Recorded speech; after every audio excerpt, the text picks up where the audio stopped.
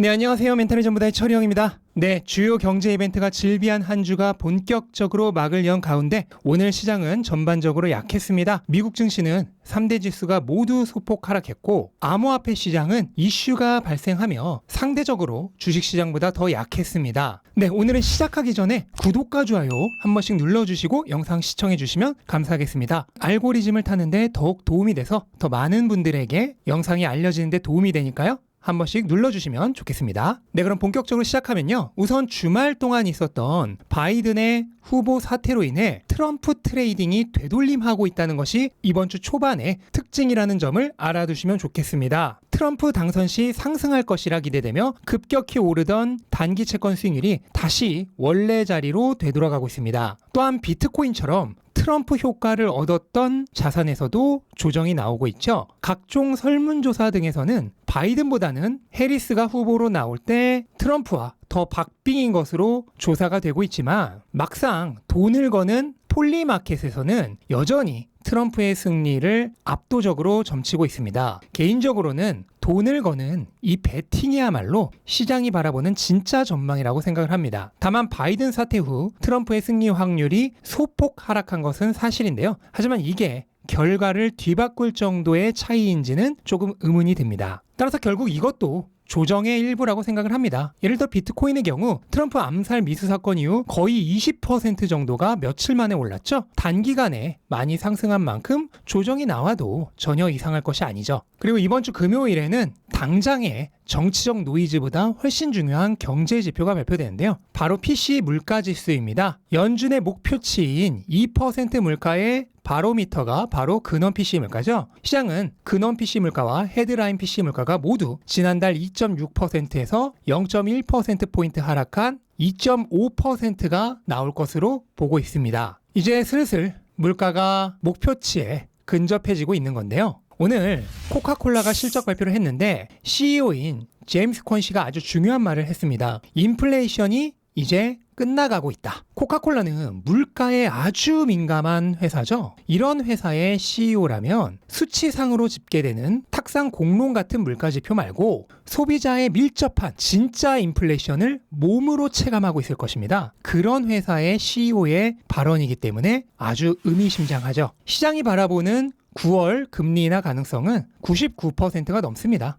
이변이 없는 한 9월부터 금리 인하가 시작될 텐데요. 이후로도 거의 매 FOMC마다 금리 인하가 이뤄질 것으로 기대되고 있습니다. 드디어 유동성 시즌이 돌아오고 있는 것입니다. 반면 올해 들어 급격히 상승하던 빅테크 기업들이 최근에 좀 조정을 받았죠. 매그니피센트 7의 평균 주가가 7월 들어서만 마이너스 8% 정도를 기록하고 있는데요. 오늘 구글과 테슬라가 실적 발표를 하면서 분위기를 반전시켜줄 것이 기대되었지만 안타깝게도 분위기 반전에는 실패했습니다. 이렇게 되면 내일 나스닥이 또다시 하락 모드로 들어갈 가능성이 커지죠. 알파벳, 구글의 경우 순이익과 매출이 모두 시장 기대치를 뛰어넘었고 AI와 가장 연관성이 높은 핵심 사업인 클라우드 서비스 분야에서도 매출이 최초로 100억 달러를 넘었습니다. 다만 그럼에도 불구하고 애프터마켓에선 2%가 조금 넘게 떨어졌는데요. 클라우드 서비스가 전체 영업이익에서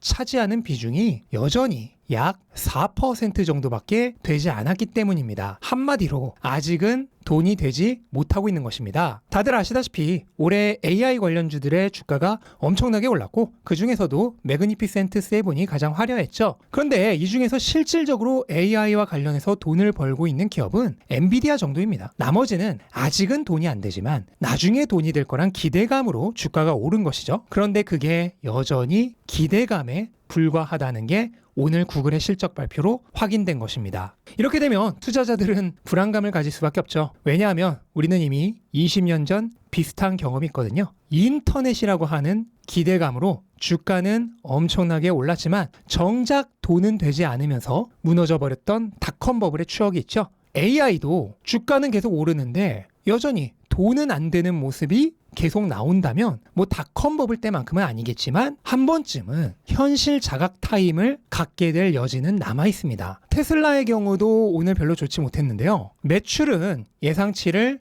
뛰어넘었지만 EPS가 기대치에 못 미쳤습니다. 작년 동기와 비교해서는 무려 43%가 감소했고요. 4개 분기 연속으로 월가 추정치를 달성하지 못했습니다. 특히 가장 중요한 자동차 사업부의 마진이 여전히 살아나고 있지 못한 점이 뼈아팠습니다. 어닝콜에서 로보택시와 저가 모델 FSD, 거기에 휴머노이드 로봇인 옵티머스에 대해서까지 여러 가지 긍정적인 전망이 있었습니다만 당장의 자동차 판매가 줄어들고 있는 점과 마진이 회복되지 못하고 있는 점을 극복하지는 못했습니다. 구글과 마찬가지로 일단은 당장 벌고 있는 돈에 집중한 거죠. 다만 자동차 판매와 마진이 바닥을 칠 것으로 예상되는 올해가 지나고 나면 상황은 바뀔 수 있습니다. EPS는 이미 지난 1분기를 바닥으로 해서 회복을 시작하고 있고 내년을 향해 점진적으로 되살아날 것입니다. 거기에 저가 차량 로보택시에 이어 옵티머스까지 기대되는 촉매제가 많이 남아있죠. 최근 크게 상승한 주가는 이미 이러한 전망을 반영하여 미리 움직이고 있는 것일 수도 있습니다. 비트코인의 경우 오늘 중요한 이벤트 2개가 겹치면서 가격이 좀 하락했는데요. 거기에 트럼프로 올랐던 부분이 바이든 사태와 함께 일부 조정이 나온 흐름도 악영향을 주었습니다. 다만 모멘텀은 아직 유지되고 있는데요. 얼마 전 돌파한 20주 이평선의 상단이 중요한 지지 영역이 되겠는데 오늘은 정확하게 그 지점에서 버텨주고 있습니다. 물론 향후 주가 흐름을 봐야겠지만 어쨌든 아직까지는 모멘텀이 유지되고 있는 모습입니다. 일단 오늘 비트코인 가격에 가장 큰 악재로 작용한 것은 또다시 마운트 곡스 이슈입니다. 마운트 곡스에서 약 3분의 1 정도의 물량이 거래소로 이체되며 채권자들에게 배분이 시작되었습니다. 크라켄의 경우 이미 상환을 완료했다고 발표하고 있고 비트 스탬프는 아직 공식 발표는 없지만 거의 배포를 마무리하고 있지 않을까 추정이 됩니다. 이런 이슈로 인해서 비트코인을 팔고자 하는 채권자들의 매도 물량과 그걸 예상하여 미리 팔고자 하는 심리적 매도 물량이 동시에 나왔을 가능성이 높습니다. 다만 꽤 많은 물량이 배포가 되었고 다른 악재들도 있었는데도 불구하고 가격이 이 정도밖에 하락하지 않은 것은 의외로 하방 경직성이 견고함을 증명해주는 모습입니다. 거래소에서 보여지는 대량의 매도 공세도 크게 포착되고 있지 않습니다. 그렇다면 이번에도 심리적 영향이 더 큰 것이지 실질적으로 마운트 곡스 채권자들이 파는 물량은 그렇게 많지 않다는 게 증명되고 있는 거겠죠. 실제로 레딧의 설문조사에 따르면 채권자의 절반 이상이 받은 비트코인을 하나도 팔지 않겠다고 답변했습니다. 다 팔겠다고 답변한 채권자는 20%가 되지 않습니다. 근데 이들은 받으면 거의 즉시 매도를 하겠죠. 따라서 초반에 등장할 이 20%가 조금 넘는 수준의 강한 매도 물량만 소화시키고 나면 사실상 그 이후의 매도 물량은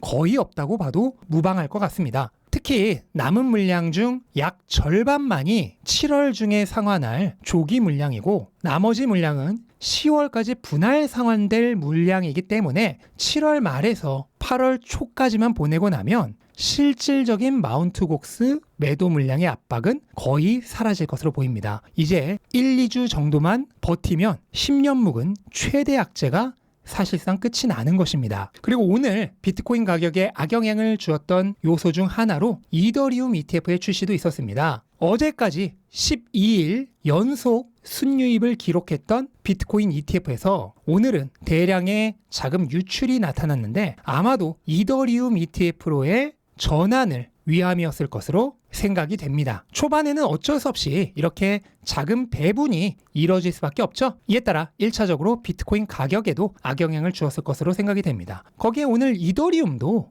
생각보다 가격이 그렇게 강하지는 않았는데 이유는 비트코인 ETF 런칭 당시와 똑같습니다. 수수료가 높은 그레이스케일에서 오늘 하루 동안에만 거의 5억 달러에 가까운 순유출이 나왔습니다. 다른 ETF들에서 대량의 순유입이 있었지만 이것을 모두 잡아먹는 순유출입니다. 이렇게 되면서 이더리움 가격도 하락 압력을 받았고 결과적으로 암호화폐 시장 전체가 하락한 것이죠. 그런데 우리는 이미 이 싸움의 결과가 어떻게 될지 알고 있죠? 네, 비트코인에서 이미 보았기 때문입니다. 비트코인 ETF 런칭 당시 그레이스케일에서 대량의 유출 물량이 나오면서 되려 가격이 하락을 했지만 이후 유출이 잠잠해지자 다른 ETF들로부터 거액의 순유입이 들어오면서 가격이 폭등했죠. 이더리움에서 완전히 같은 상황이 재현될 것이라 장담할 수는 없지만 전체적으로는 비슷한 전개가 이어지지 않을까 추측이 됩니다. 초반에 그레이스케일에서 대량의 유출이 나오면서 가격에 하방 압력을 주는 모습에서부터 이미 비슷한 모습이 재현되고 있으니까요. 아마 이더리움 ETF로의 이 초반 자금 배분이 어느 정도 정리되고 나면 비트코인 ETF로도 다시 대량의 자금이 유입될 것입니다. 이미 이더리움 ETF 출시 전날까지 막대한 양의 유입이 있었습니다. 역대 두 번째로 유입이 많았던 3월의 기록이 월간 6만 5천 개 순유입인데요. 비트코인은 어제까지 약 5만 개 정도가 7월에 유입이 됐습니다. 그러면 이 속도라면 3월을 뛰어넘는 거죠. 그렇게 되면 역대 최고의 유입이 있었던 2월 다음으로 많은 순유입을 기록하게 됩니다. 이후 이더리움에서도 그레이스케일의 유출이 잠잠해지고 이더리움 ETF로의 자금 배분이 끝나면 비트코인 ETF로 다시 돈이 흘러 들어오기 시작하는 시점부터 양대 ETF로 거대한 자금 유입과 함께 본격적인 상승이 시작될 수 있습니다. 해시레이트의 30일 이평선이 60일 이평선을 상향 돌파하는 골든 크로스가 나왔는데 이것은 전형적인 채굴자 항복 신호입니다. 2주 전에 한번 나왔었지만 당시에는 페이크로 끝났죠. 하지만 얼마 지나지 않아 두 차례 반복이 되었고 이번에는 추세가 더 강력하죠. 따라서 채굴자 매도가 완전히 끝났을 가능성이 커지고 있습니다. 채굴자 매도는 반감기 이후 횡보장을 만드는 최대의 이유입니다. 실질적으로 독일 정부 매도나 마운트 곡스 이슈보다도 채굴자들에게서 나오는 매도 물량이 훨씬 많습니다. 그래서 과거 사이클들에서도 항상 반감기 이후에 횡보 기간이 있었죠. 이번에도 정확히 그게 반복되고 있을 뿐입니다. 그런데 이제 그게 끝을 보이고 있습니다. 아직은 마운트 곡스라는 악재가 하나 남아있긴 하지만 그조차도 조만간 마무리될 예정이죠. 이렇게 모든 대형 매도 물량이 다 정리가 됩니다. 그 이후로는 어떻게 될까요? 우리는 이미 답을 알고 있습니다. 역사가 그 답을 우리에게 알려주고 있죠. 저는 이번에도 같은 역사가 반복될 것이라 믿습니다.